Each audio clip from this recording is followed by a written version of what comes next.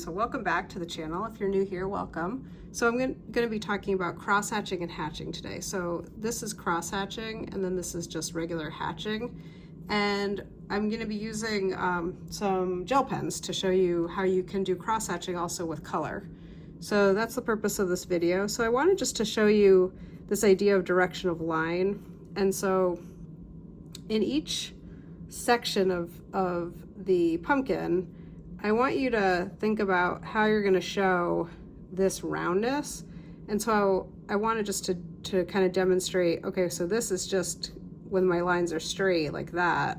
But now if I actually use this idea of direction of line, maybe I'll start making the lines going kind of more like around like this, like I did here. So I'll show some more like this. So you see, this gives a sense of the form a little bit better than that does. Or we could kind of come up here and I could show you how I would do maybe kind of going like this around the form like that. So this is the idea of direction of line. And this is something that if you use the direction of line to your advantage, like maybe, you know, something like that, I think it will help you build up the form a little bit better, and it'll make it look more three-dimensional. So that's the first thing. So the second thing that I wanted to talk about was experimenting with just making your lines a bit more confident. So sometimes when people draw with cross-hatching or hatching, is they want to stick to the edges a little bit too much, like that. What ends up happening with that is you do get some shading, but what ends up happening is that it doesn't really show the three-dimensional quality of the form. So go ahead and try to bring your lines just a little bit further out like this. So think of like from here, you're kind of wanting to go from here to here all the way.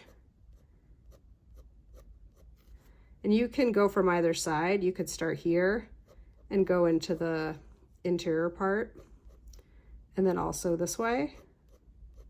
I think that's one option to do it. Or you could also experiment with just your weight of line. You'll notice that this is just a different effect.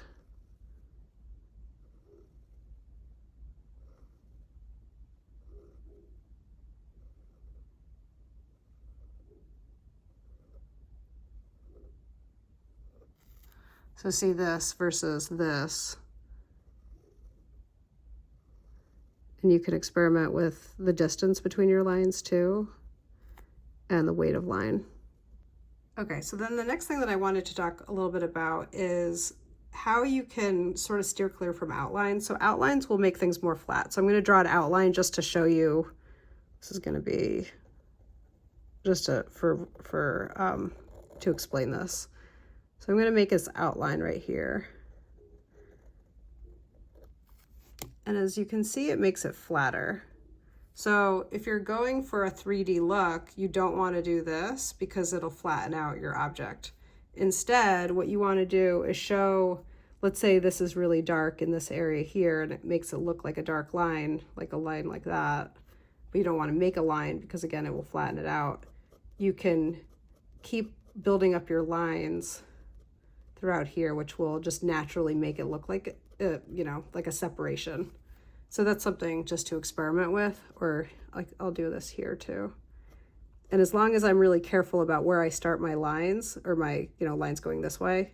So see how I'm making sure, like I'm not doing it here. I'm starting it's sort of going to build a line just inadvertently like that.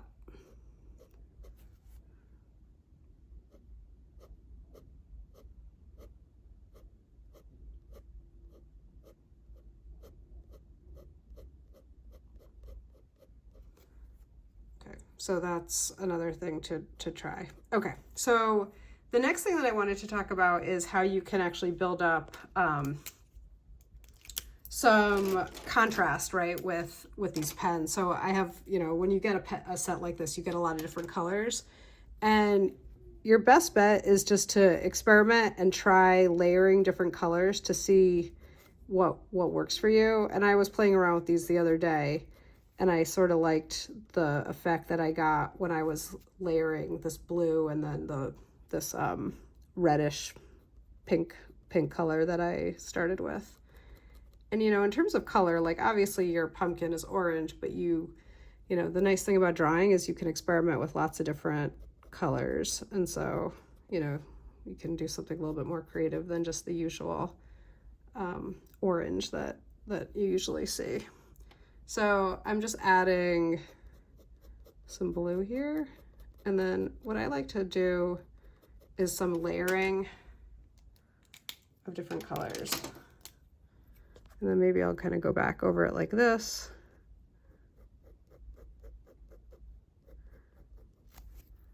Now, since this is a gray piece of paper, it's a mid-tone in of itself, and I'm adding these darker values, but if I want to kind of make it pop forward a little bit and make it look a little bit more 3D when I do that and more interesting, is I might add a light value.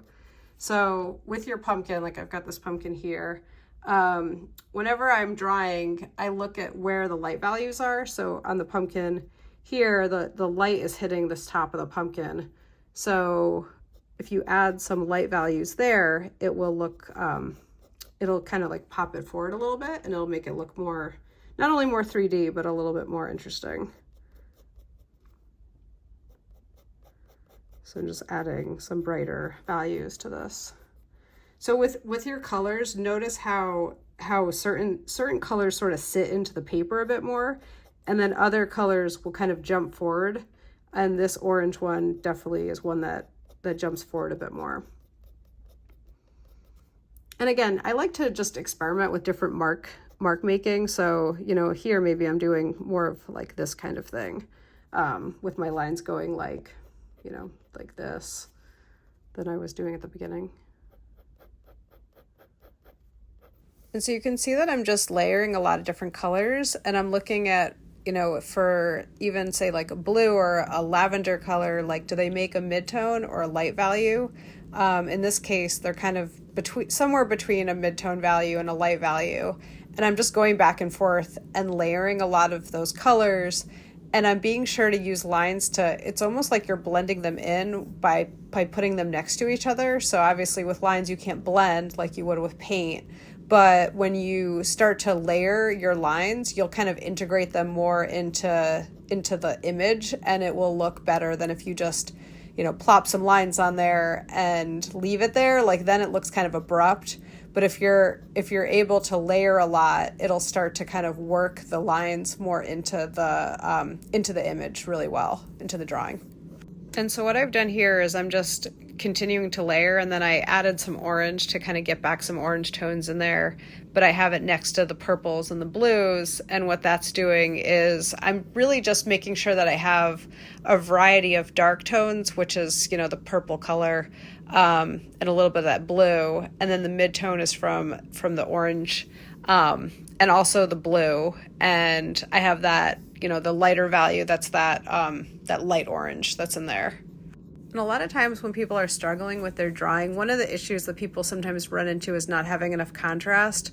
So contrast is the difference between kind of going from really dark to light. And so as you can see right here, I'm building up that contrast, and the contrast is from the dark values. So you want to look at your drawing and see, like, do you have a good mix of really dark values, midtones, and lights, and a full value range that will give you a good level of contrast. I just want to also thank everyone who's already subscribed. I hit 500 subs this week, and so I was excited about that and look forward to making more videos for all of you who are learning how to draw.